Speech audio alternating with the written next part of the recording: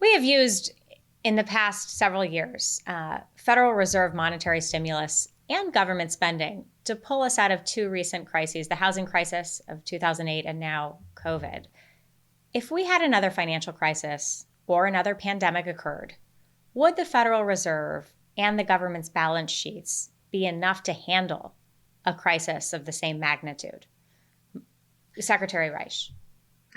Well, what we know from the Great Recession and the response to the Great Recession, and what we can infer from the early responses to the pandemic, is that we have the capacity in terms of fiscal and monetary policy to do what's needed to get out from under these crises. If anything, we failed in the Great Recession starting in 2008, 2009 to do enough.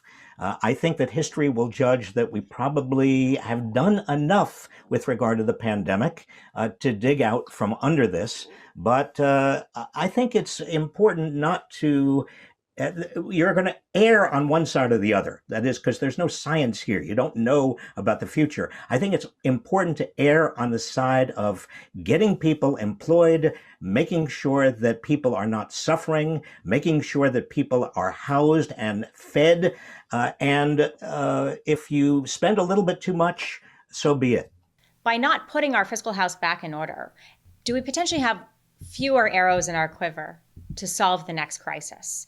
And that, by the way, goes for monetary policy and fiscal policy. Maya, you take a stab at that one. Yes. So then this one I disagree because it does really gravely concern me that both toolboxes of fiscal and monetary policy are being depleted of all the tools.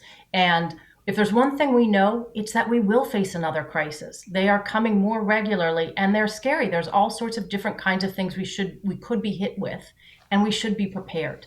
And we went into this crisis with a debt to GDP ratio twice as high as the financial crisis of 2008, 2009.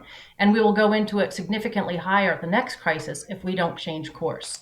So I also think we made some mistakes coming out of the last financial crisis. But what I think we did was we first didn't borrow enough to help stimulate the economy, but we second didn't bring the debt back down once the economy was strong again. And so I think the elegant solution to this is when we borrow in these crises, and we will continue to have to tie that borrowing with long-term offsets. So you can borrow a certain amount of money today to fight a pandemic or a recession or an attack, but when you do that, you have a bunch of things that you're ready, which you agree will be put in place, which will help get your long-term debt under control. Because the last time we came out of the crisis, the debt continued to rise for every year after that, even when the economy was strong, and it didn't leave us as prepared this time. And we don't know when we will not have enough money to borrow in case of an emergency. And it's terribly concerning that we might get hit with a situation where we couldn't borrow as easily with rates staying as low as they have, and we couldn't have the Fed handle this as well as they've been able to. You know, it's very interesting. If you let me just respond quickly. Please, go ahead. The Federal Reserve Board under Jerome Powell and also Janet Yellen has kept interest rates very low.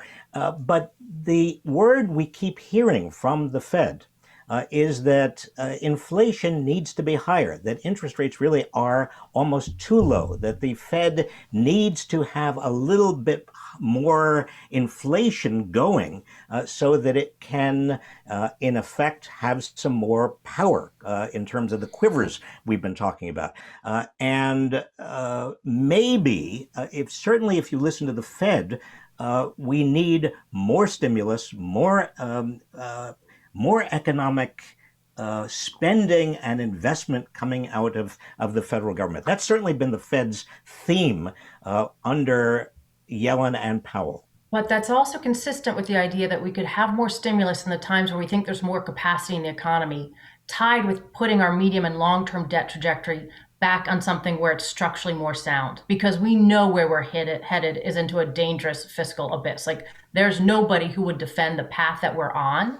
And so we could do both of those together. We can walk and chew gum, and our political leaders can manage the short-term economy one way, but also have the longer-term fiscal situation be one that we all look at and thinks, okay, that makes sense. That seems like something that's not marching us towards a painful outcome, which is where we are right now. Our politicians, they're pretty good at borrowing the money they're not so good at paying it back. And so when I look at the budget rules, I think, where do we need to nudge them? It's not that we need to nudge them in the direction of being more fiscally irresponsible. They've got that covered.